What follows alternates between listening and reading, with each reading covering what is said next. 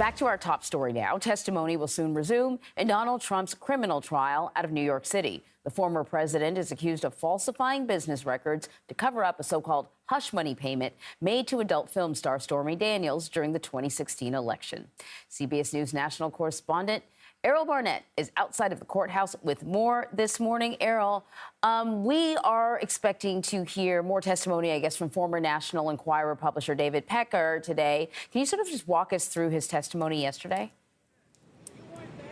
Well, it was fascinating, Anne-Marie. David Pecker by now has accomplished two things. He's established himself as someone who is still a fan of Donald Trump and considers himself a friend. And he's really put more meat on the bones of the overall argument the prosecution is making. He detailed some specifics, conversations he had with Donald Trump as a candidate, but more importantly, as president, when it became clear that there were tabloid stories that were being shopped around as it relates to Karen McDougal, a Playboy model who was willing to sell her story. An interview on a news network aired in March of 2018, and for the first time, Anne-Marie, David Pecker revealed that Hope Hicks and Sarah Sanders, who's currently the governor of Arkansas, were involved in plotting conversations to keep that story from reaching the public realm. So that was significant yesterday. Cross-examination continues today, and when Donald Trump's legal team was able to pepper Pecker with questions, they poked holes in his memory. They said, you've also done this for Democrats, people like Arnold Schwarzenegger and Ari Emanuel, and you've been inconsistent with some of your stories when you speak to federal investigators. So yesterday the jury ended by seeing Pecker kind of see the defense try to poke holes in his memory, and so that will continue today. Are you trying to show off? Pecker? What is that about? You said, and did you hear the noise behind me too? I know. It's not easy out here. You I'm trying are to make sure you stick professional. with the story. 100% a professional. Let me ask you, what has the president's demeanor been like during the trial this week? He's fully engaged. He's speaking with his legal team. From where I was seated yesterday in an overflow room, there's a TV monitor with a full shot of Donald Trump. But, you know, Pecker's testimony yesterday, according to our folks who were in the room, they said the jury was very engaged and very animated while the prosecution was walking him through the timeline. But when it came to cross-examination and the defense was trying to poke holes in his story, the jury was less engaged. And even Donald Trump himself appears to be nodding off during proceedings. Now, I say appear because his eyes kind of droop. It seems as if they close. His body stops moving. He slouches back in his chair, and then all of a sudden he'll kind of gesture up and move around and speak with his legal team. I mean, it's no easy feat to be a defendant through a criminal trial, but the president is fully engaged, and it remains a jarring scene to see a former president as a criminal defendant in a courtroom. I can imagine. So, Errol, we'll be checking back with you a few more times throughout the morning as this whole day unfolds. Thank you so much. We're going to begin with that big question before the Supreme Court. Are presidents above the law? All of it stemming, of course, from former President Donald Trump's claim that, yes, he should have immunity for any crimes he may have committed while in office. It's a case that will affect him, but also every future president of the United States. Jan Crawford was in the court for the argument. She joins us now. Jan, good morning. I heard one of the justices say this is a decision for the ages. What happened there?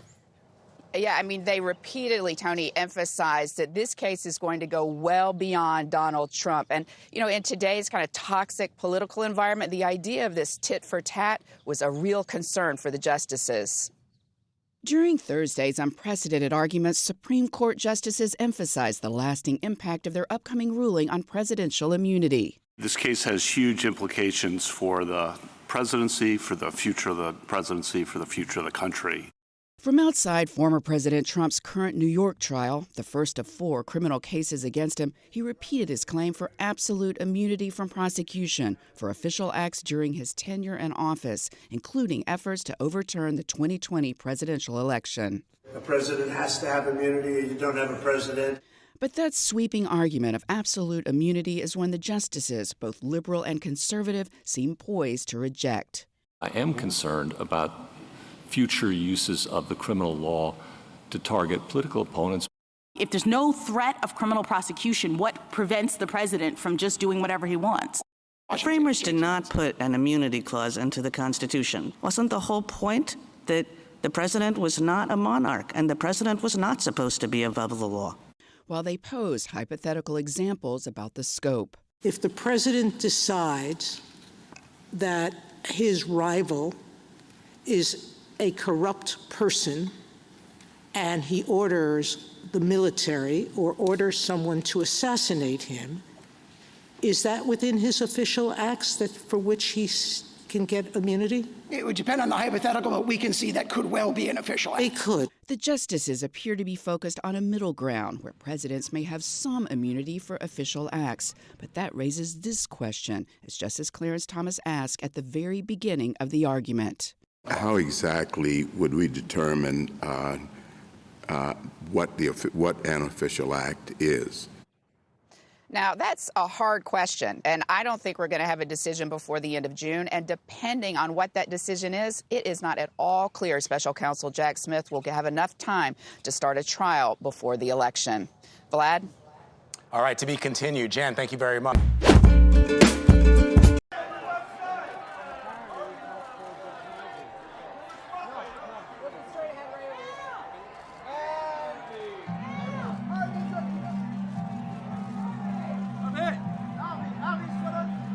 But what does our judicial system need to do? After everything they've seen, after all the evidence, after all the testimony, after all the narrative, what do they need to do differently, right? They need to do their work. I'm disappointed, I'm angry, I'm sad, because no matter what work we do, they still keep getting it wrong. So we can't do this by ourselves. I was upset.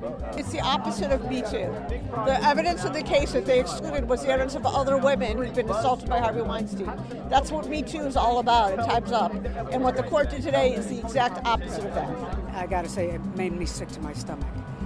I'm a sexual abuse survivor myself, and it's sickening for someone my age to have someone have that kind of power over me still.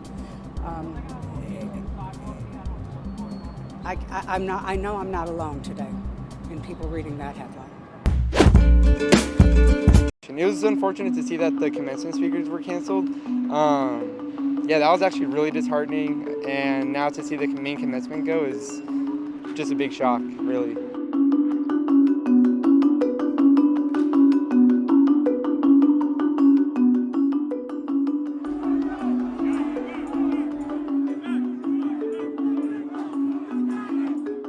USC did not handle the situation properly. I think that they offended many different groups in the way that they handled this. They weren't very clear at any point with what the exact security concerns were, and I think they should have just been more honest and open with their students.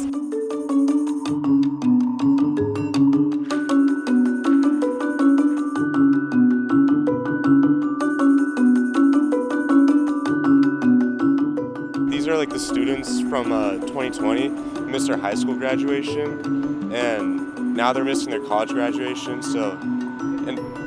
That's really messed up. We provided a lot of funds and stuff before to protect like Obama and stuff like that before. They can't provide the same protection for the students. Then it's kind of stupid.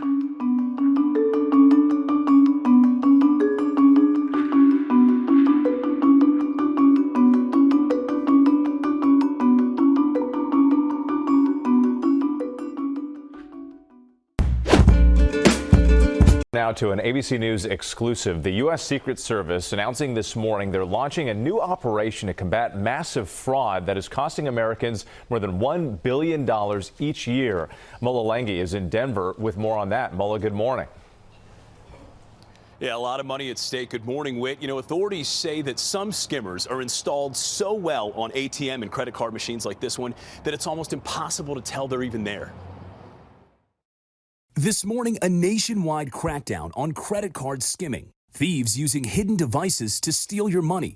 ABC News getting exclusive access as U.S. Secret Service agents blanket Las Vegas, hunting for the devices, often found at ATMs and self-checkouts. It's called Operation Sandblast. You suspect that there might be something in here, right? Yes. Okay. This bracket right here, the screw is missing. And across the country, skimming is on the rise, from California to New York. We are here because people are stealing from the poor. Today's operation, part of a massive effort to stop criminals who are stealing funds from the digital food stamp system via specialized cards called EBT cards. $1 billion a year that's lost to skimming in the United States. Who's doing this? We believe it's transnational organized crime. Law enforcement sources telling ABC they strongly believe this is all part of an organized crime ring coming out of Eastern Europe. Melanie Lindsay reached out to our Las Vegas affiliate KTNV after she says her food stamp card was emptied out. I went to the store.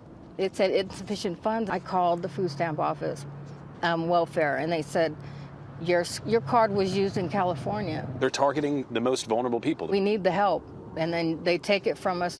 Law enforcement says that credit and debit cards with chips offer a higher level of protection, but new advanced skimmers may still be able to steal your information. When you are using your credit card, does the machine, is it missing a few screws? Does it look like it's been compromised, anything like that? Yes, exactly, showing signs of wear, damage. Well, during their sweep of Las Vegas this week, authorities say they found 18 skimmers installed on various ATM and credit card machines. Some things you can look out for on card machines just like this one. If a machine looks like it's been tampered with in any way, if the panel's edges are scuffed or worn out, appearing as if someone has tried to pry into it to get inside, that could be a red flag. If equipment like the card reader... Do you define a healthy weight for yourself? No, I don't think about it at all now, ever. Because I don't practice body positivity. Body positivity is for people who live in much larger bodies where they are actively discriminated against. I practice body neutrality, which has been a complete, almost divorce from my body. So I'm like, my body is this vessel that gets me from A to B. It's now basically my car. I don't look at it any longer as a reflection of me. It is not an advertising billboard for other people. It is not there for them to judge. It's not there for me to judge. It's a vessel that carries around my brain. I have a job that unfortunately focuses on the way that I look, so I have to show up and present a certain way sometimes, but I've separated my identity from my aesthetic. You've challenged the diet industry, the diet culture in a thoughtful and compassionate way. I imagine this will be something you look back on and say, yeah, I'm really, really glad that I did that. We're obsessed with young women, obsessed to the point where we expect all women of all ages to emulate the face and the body of a young woman eternally. We see no value in a woman with age or with a woman with experience. With every year, I recognize my value increases. With every year, I feel stronger, I feel smarter, I feel more confident, I feel more optimistic, I feel less anxious. I love growing older, and I find it hysterical that I'm now at an age that when I was younger, I thought would make me invisible.